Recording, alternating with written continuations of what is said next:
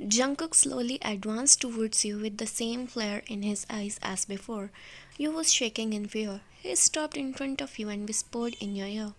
Stop shaking, baby girl. I haven't started yet, and if I did, you would ask for more, he said with a smirk.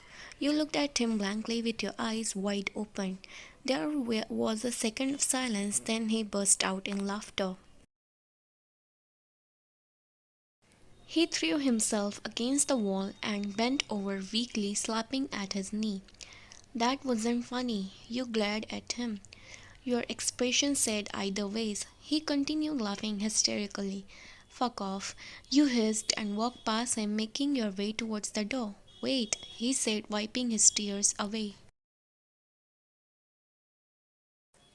What is it? You turned around on your heels and looked at him sassily. There's something that you should know. I saw something hazardous today. He said that seriously. What did you see? You gulped. I saw. He leaned closer and whispered in your ear. Your face. You looked at him in disbelief and he started laughing uncontrollably. You pushed him away, but he uttered something that made your legs freeze in its position. Let me go, you screamed. I will, but before that you should know this. He almost whispered. What? You eyed him hard. Lisa is trapped. You stopped trying to free your legs from his spell and looked at him. What do you mean? You asked him, amused. Hosok Young will tell you everything. Let's go. He shrugged and snapped his fingers, setting you free from his spell.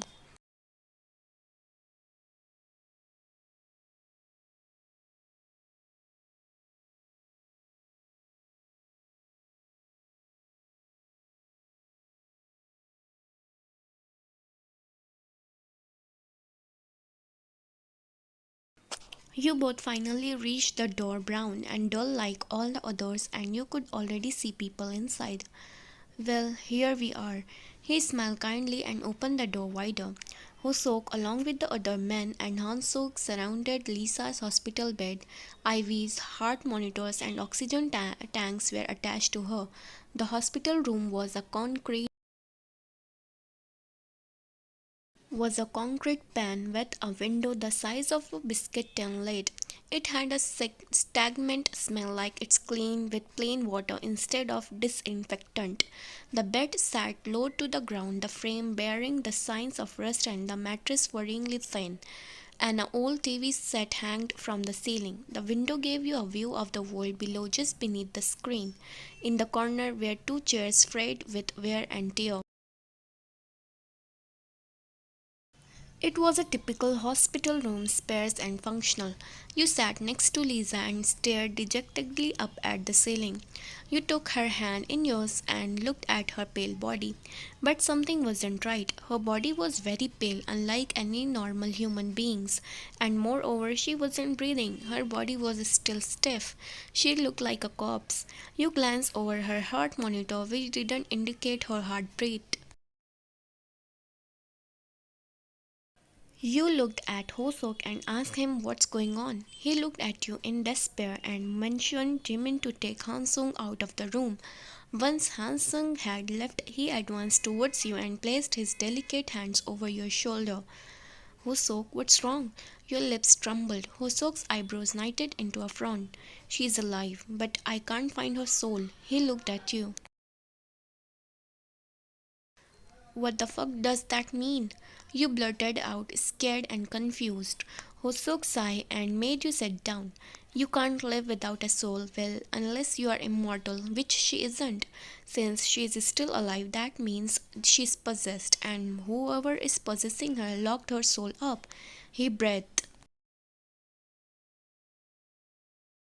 I have the ability to enter people's bodies and latch onto their souls, but I'm afraid if I do, I'll be locked in there with her. He frowned again, looking down at her corpse-like figure. So what should be done? You asked, your voice cracked. I have already told Yoongi what has to be done. Since he has the ability to read, read and see what's going on people's mind. He could get into her subconscious mind and try to get some clue as of where her soul could be. He clicked his tongue. You nodded silently at his statement, still kind of confused about the whole thing. We could astral project too, but astral projections can be done only by mortals and we can't do it, Taeyong suggested. Then I'll do it. You volunteered. But Ryan, astral projections are maniacs, and moreover, we don't know where her soul could possibly be, Yoongi said. How much time do we have? You asked looked at Hosok. Not much. If we don't find her soul soon she will be good as gone. Alright, let's do it then. You stood up tall. I'm not so sure, Ryan. Moreover, you don't know what your powers are, Jin said uncertainly. Then let's find out. How do we do it and from where should I begin? You was determined.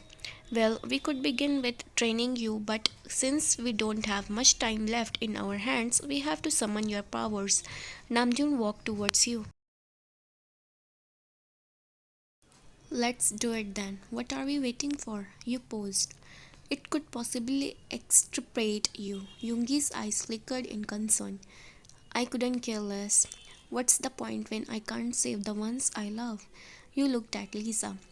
That's the whole point, Ryan. Do you think you can beat Dare after what she has done to Lisa?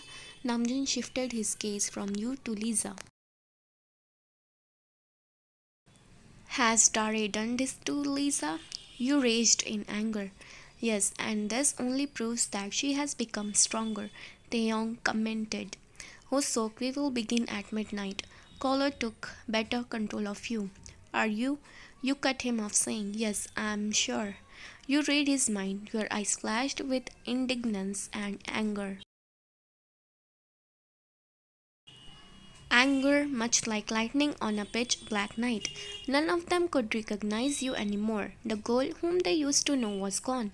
You had just one motive to show her that if she would lay another finger on your family, you would be her worst nightmare. Hoso gave you a nod and you returned the same with raging passion. It's time to show that bitch who the real boss is.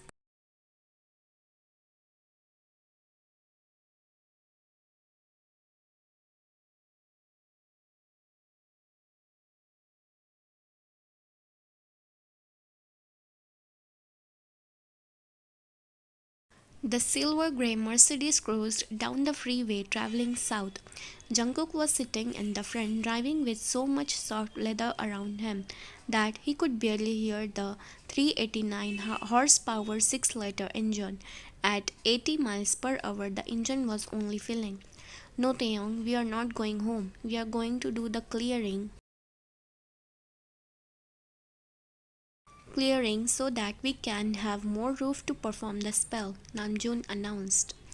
So, are we going to do the same clearing where Yes, we are. Namjoon cut off Taeyong and pulled out a bar of Snickers from his bag and handed it to him. Taeyong began eating and in a blink of an eye he fell asleep. Did you add sleeping portion in it? You inquired. No, I didn't. Taeyong has the habit of talking too much when he's hungry and sleepy, both at the same time. Namjoon shrugged and took out his phone. You knew he was lying and hiding something, well, partly. But you let it be and focused on the most important thing at the moment, Dare. Are you texting Jimin to keep Hansung distracted? You asked. Yes, I am. You glanced at his phone to have a look of what he's texting Jimin. Do you mind? He raised his eyebrows. Sorry, you chuckled, gazing straight ahead, only half aware of what was awaiting for you, the world outside the claustrophobic comfort of the car. Jungkook hands stroking the wheel, the almost soundless changing of the gears, the pattern of traffic lights, everything seems to fade away gradually as you all entered the restricted forest area. The car came to a halt and you all stepped your foots on the moist ground one by one.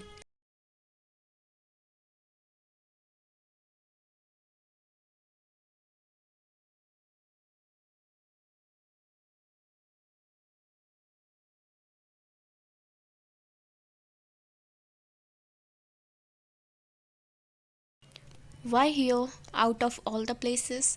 You tiptoed so that you don't stumble upon the roots. This is a sacred forest. Through generations, witches and warlocks have sacrificed their human life and devoted themselves to the ultimate demon for showing their gratitude towards him, for giving them powers and to gain more. Jin pushed a branch away from his path. You stopped walking and looked at him. Am I going to sacrifice my human life? You asked tensed. No, not really, Mayan. You can't sign your name in the book of the demon and devote yourself to him now. Namjoon smiled and put his hand around your shoulder. Why not? You questioned. It's true that you are a witch, but you don't have powers and only witches with powers can devote themselves. Yoongi answered. Yes, we are just going to summon the elements of the earth and the originals to guide us and help you in finding your powers. Hosok added you nodded and marched ahead bravely. The forest was indeed ancient, the trees thick and old roots that were twisted. It might once have been filled with bird song and animals that roamed, but now it was ages past its former glory. Its canopy was so dense that you could only see the occasional streak of moonlight that rarely touched the forest floor. Even its thick vines were slowly taking away the last remnants of the stone table that stood in the center.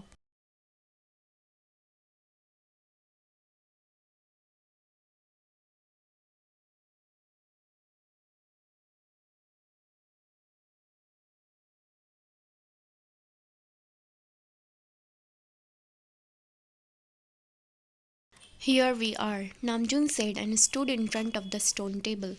From where do we begin? You inspected the area. We have begun with slitting your throat until blood completely oozes out of your body and you remain nothing more than just a lifeless body. Jungkook smoked. What? You exclaimed. Jungkook lethally approached you with a knife in his hand. You took a step back and fell on the stone table. His deadly moves didn't stop and he kept approaching you. Jungkook, stop scaring her, you piece of shit. Taehyung pushed him and snatched the knife away from his hand. Why do you always have to spoil the fun? Jungkook glared Taehyung. Taehyung approached you and handed you the knife. It was 6 inches of cold steel while its handle was ivory. It glorified that the knife had been made with the intention of something evil, even in its making. Slit your hand, Taeyong commanded when he saw you looking at the knife confused. What? Your hands trembled even more under his deadly gaze. This wasn't making you any less scared. It's a sacrifice of self before the spirits. They demand flesh and blood in return for any favor. Yoongi posed. You wasn't sure anymore whether you wanted to do it. You was being extremely hesitant. You sat on the stone table while Hobie placed candles all around it. Don't worry, Ryan. I promise I won't let anything happen to you. Yoongi assured and you fake smiled. Listen very carefully, Ryan. You will do exactly what we say. The spirits will try to distract you, but you have to stay focused. Hosok placed the glass candle on the table and looked at you. Now lay on the table and place the knife adjacent to your heart. You nodded and did as he said. The 6 men gathered around the table closely and started chanting, Escuchanos, O Espiritus Poderosos. We seek your help for the sacrifice in flesh and blood we make. Bestow your altruism so that knowledge is in our approbation. The candle started lighting itself up one by one, and soon enough you was surrounded by blue flames that flickered in glory and power. Hosok looked at you, and you understood what he meant. You looked at the knife and slit the palm of your hand as deep as you could. Blood started gushing down the wound like there was no end. He mentioned you to do the same for the other hand and place both the hands on the table. You did as he told. The table started absorbing every ounce of blood on it, like a person who has been thirsty since ages. It's working, Namjoon mouthed gleamingly. You was delighted too. Everything went silent. After a minute, not even the slightest sound of the crickets were heard. Hosok, are you sure this is the right thing to do? You haven't performed this spell in ages. Yoongi whispered. Hosok just smoked and asked Yoongi to wait as he would be answered soon. Confidence never left him.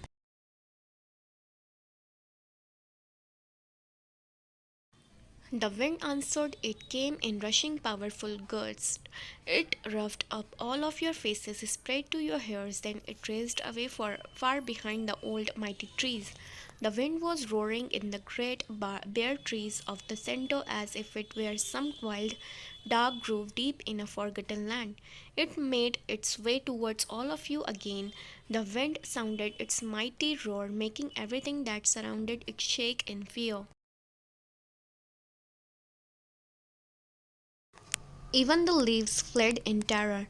Hosok raised his eyebrow at Yoongi tauntingly and claimed his victory. The cold wind was putting you at ease. It delicately touched your wounds, brushing past them, making you forget every pricking pain that it was giving. You closed your eyes and smiled at the feeling. The panting of someone made your eyes shot open, and you found yourself alone in the clearing. Hosok, you called upon him, but there was no response. Yoongi, Jen, Namjoon, you continually called. If this is one of your another tricks to scare me, then cut it out, Jungkook and Taeyong. You looked around but heard no response. Fuck this shit, I'm out of it. You was going to step your feet on the ground when someone approached you. You observed the figure carefully and your eyes showed the spark that only one person could ever bring. Mom, you posed with a smile plastered on your face. She smiled and sat in front of you. She caressed your face ever so gently. You wanted to feel her warmth again, to be in her arms again. I love you, Mom, and I miss you so much. Please come back. You sniffed, and she shushed you, giving comforting stroke on your back. Ryan, run out of this mess. You don't have to save anyone. You have got your powers. Rule your life. Snatch your happiness from everyone. Bring me back to life, and we can be together forever. She said monotonously. Hosok's words echoed in your mind and you pushed her away. You are not my mom. She would never say that. You hissed. She stood up and her figure started melting, revealing her true form.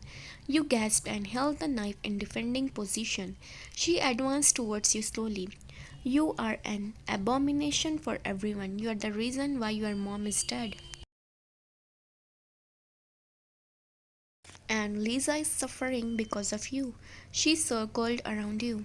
You are nothing more than just a burden, and anything that is a burden should be removed. She smoked. It's you who is going to die. I'm going to burn you in fire, Dare. You raged. Nothing can kill me, not even your earthly fire can burn me because I'm not from this earth. She started laughing. No, not earthly fire. You locked your gaze with her. Hellfire. None can summon hellfire, but the most powerful can summon is devils, and in the history of witches, only two. She challenged. Well, it's going to be three. Your gaze intensified. I, Han Mayan, daughter of Han Heine, call forth fire from the pits. You screeched, her eyes widened, and she started chanting her spell, and you did the same. Black fire, dark fume, I call forth that your power to show. Found flames come here under the sky, consume that has left your shrine. Light and darkness consume this monster. I call forth your attack to fire. You shot your eyes open.